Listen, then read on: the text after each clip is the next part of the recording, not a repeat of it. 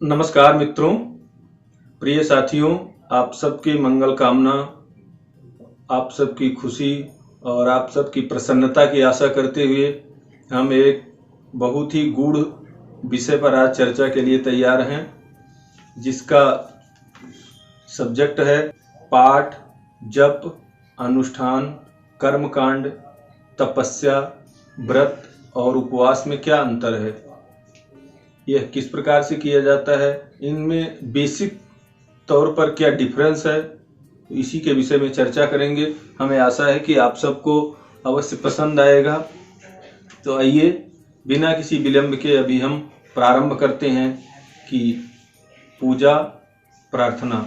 पूजा के विषय में इसके पहले मैंने वीडियो बनाया है, उसमें हमने पूजा के विषय में विधिवत जानकारी दी है कि पूजा किस प्रकार से करना चाहिए।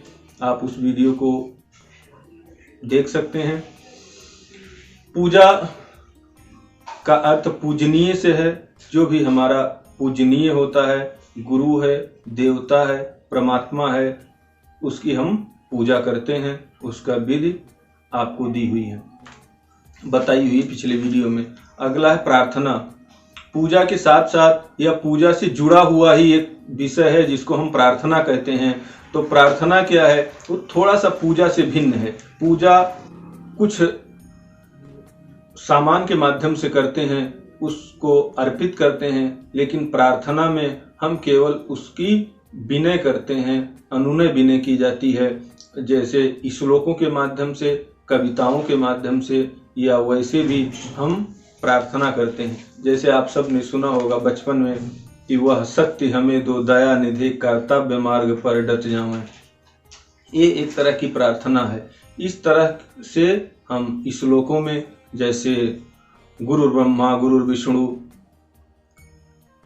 श्लोक कहा जाता है, तो इस प्रकार के बहुत सारे श्लोक, बहुत सारी कविताएं प्रार्थना के विषय में आती हैं, जिनसे हम प्रार्थना करते हैं ईश्वर की या देवताओं की। नेक्स्ट है पाठ। अब पाठ और प्रार्थना लगभग समान ही है, लेकिन पाठ में एक अंतर है। पाठ जैसे एक कोई विशेष कार्य के लिए या किसी विशेष मनोकामना की पूर्ति के लिए या विशेष अनुष्ठान के लिए हम एक पाठ करते हैं। जैसे आप सब ने सुना होगा विष्णु सहस्रनाम, शिव सहस्रनाम, दुर्गा सप्तशती का पाठ या सुंदरकांड का पाठ। इस प्रकार से तो उस पाठ को जब हम शुरू करते हैं तो विधिवत उसको शुरू किया जाता है और उसके बाद समाप्त किया जाता है। उसको डेली बेसिस पर भी किया जा सकता है और वीकली भी किया जा सकता है, या जब कोई ऐसी अनुष्ठान हो तब भी उसका पाठ किया जाता है। आमतौर पर देखा जाता है, और जैसे मैं करता हूँ कि हम विष्णु सहस्त्र नाम का डेली पाठ करते हैं, तो उसको शुरू से लास्ट तक आपको पाठ करना होता है। इस तरह के और बहुत सारे पाठ हैं, उन्हें पाठ कहा जाता है। नेक्स्ट है जप। अब जप क्या है? तो जप मंत्रों का किया जाता है।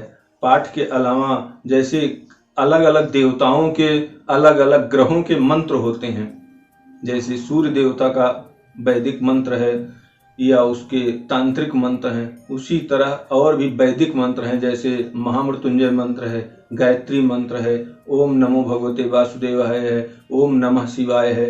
ये सब मंत्र हैं।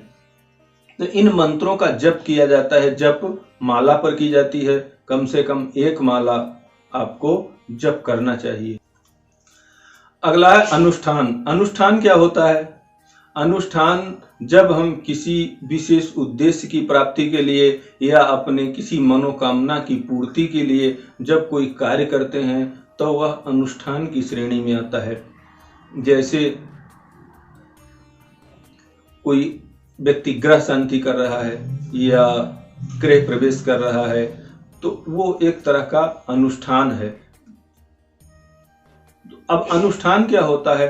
अनुष्ठान में जैसे आपने सुना होगा कि महाराजा दशरथ ने पुत्रेष्ठी यज्ञ की थी, तो पुत्र प्राप्ति की इच्छा से उन्होंने पुत्रेष्ठ यज्ञ किया था। वो एक तरह का अनुष्ठान था। कोई बीमारी के लिए, कोई किसी चीज को प्राप्त करने के लिए जब कोई पूजा करता है, धन प्राप्त करने के लिए माने लक्ष्मी जी की पूजा कर रहा है या विद्या प्राप्त करने के लिए सरस्वती जी की पूजा कर रहा है, तो जब वो विशेष या ग्रहों की शांति के लिए ग्रहों की पूजा कर रहा है, तो जब उस पूजा का आयोजन किसी एक निश्चित उद्देश्य के लिए किया जाता है, तब वह एक अनुष्ठान की श्रेणी में आ जाता है और उसकी विधिवत एक नियमतः उसकी पूजा की जाती है और उस अनुष्ठान को संपन्न किया जाता है।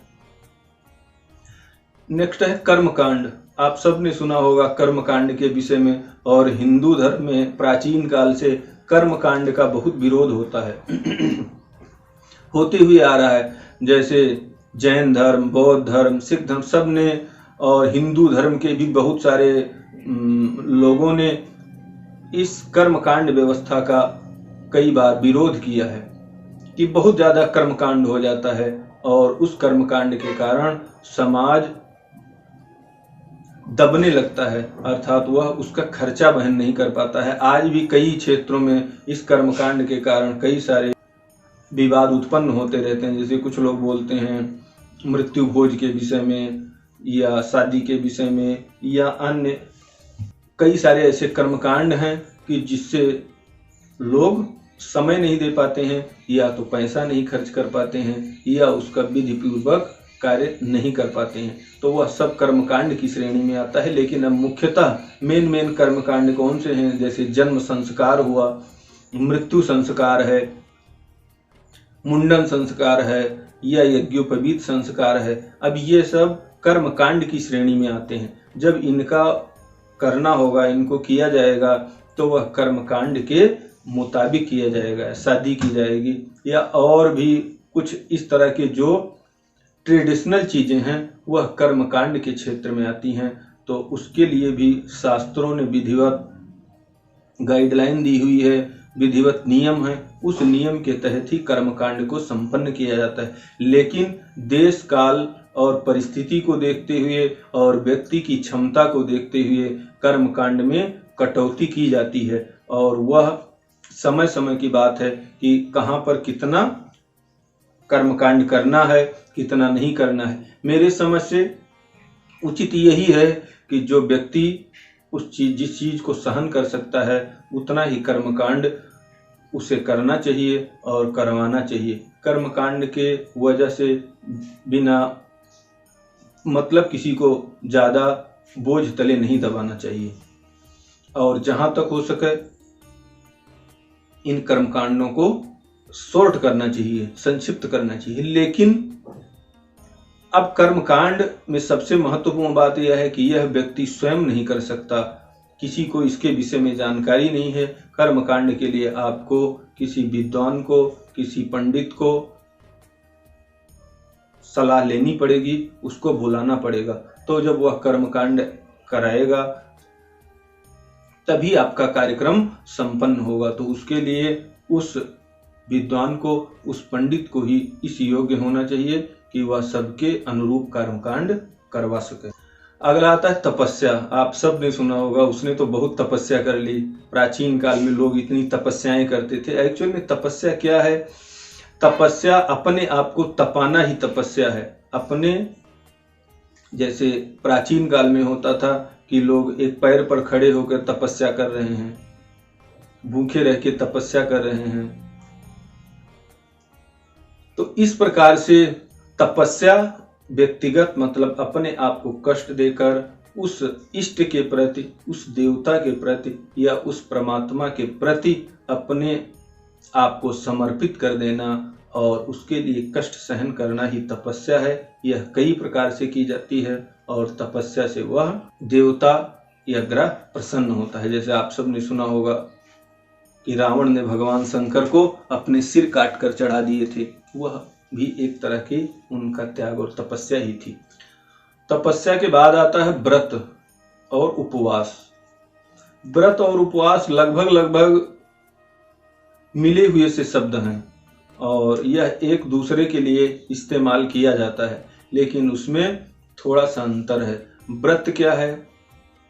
कुछ लोग उपवास को व्रत कहते हैं, कुछ लोग व्रत को उपवास कहते हैं, लेकिन व्रत वह है जो किसी एक विशेष पार्टिकुलर चीज के लिए नियमबद्ध हुआ जाता है या प्रण लिया जाता है कि हम ऐसा नहीं करेंगे। जैसे कोई, आपने सुना होगा कि मौन व्रत धारण कर लिया। मौन व्रत का मतलब अब वह बोलेगा नहीं, तो वह उसका व्रत है।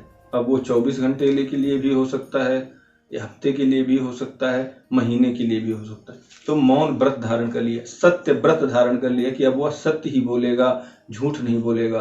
तो इस प्रकार से, या कोई ये बोलता है कि मैं अभी ऐसा व्रत कर लिया हूं कि मैं नशा नहीं करूंगा, या इस चीज को नहीं खाऊंगा, या ये कार्य नहीं करूंगा। यह सब व्रत की श्रेणी में आता है, जब व्यक्ति किसी एक पार्टिकुलर चीज को अवॉइड करने का निर्णय लेता है, निश्चय करता है या प्रण करता है, वह व्रत की श्रेणी में आता है। अब उसको करने के लिए वह उपवास भी कर सकता है, वह अन्य कई चीजों को करके वह अपने व्रत को पूर्ण कर सकता है। और उपवास सीधा सीधा जिसको हम फास्टिंग कहते हैं, वह फास्टिंग अंग्रेजी है और उपवास उसका हिंदी रूप है। उपवास का मतलब खाली पेट रहना, भूखे रहना। तो आज जैसे एकादशी होती है, या कोई दिन आता है, या रामनवमी आ गई, तो उसमें बहुत सारे लोग उपवास रखते हैं एक दिन का, या नवरात्र आ जाता है तो उसमें भी उपवास रखा जाता है। और उपवास रख के उस देवता की उपासना की जाती है। इसका वैज्ञानिक तौर पर यही अर्थ है कि जब हम व्यक्ति भूखा रहता है तो भूखा रहने पर उसकी जो इंद्रियां होती हैं वह शांत हो जाती हैं और वह ईश्वर के प्रति लालायित होता है या उसके प्रति आगे बढ़ता है। दूसरा यह है कि जब वह भूखा रहता है तो दूसरे भूखे लोगों की दर्द को समझता है और अन्न के महत्व को भी समझता है कि खाने का एक्चुअल में महत्व क्या है। जब वह डेली खाता रहता है तो उसको उस अन्न की, उस भोजन की कीमत पता नहीं चलती है। भूखे लोगों का कष्ट क्या होता है वो उसे पता नहीं चलता है, लेकिन जब वह एक दिन भूखा रहता है तो वो सारी चीजें उसके अनुभव में आ जाती हैं। और उपवास के साथ साथ वह ईश्वर के प्रति भी उन्मुख होता है, उधर आकर्षित होता है और उसके लिए भी वह लालायित होता है। तो आज का इतने विषय थे, इसको हमने कवर किया है। हमें आशा है कि आप सबको ये अवश्य पसंद आएगा। इसी के साथ अगर आपका और भी कोई क्वेश्चन है और किसी विषय में आप जानना चाहते हैं तो बेशक आप पूछ सकते हैं, कमेंट बॉक्स में लिख सकते हैं। हम अवश्य कोशिश करेंगे कि आपको उसका जवाब मिले, जवाब दें हम। इसी के साथ आप सबका दिन शुभ रहे, आप सब खुशी रहें। धन्यवाद। जय हिंद, जय भारत।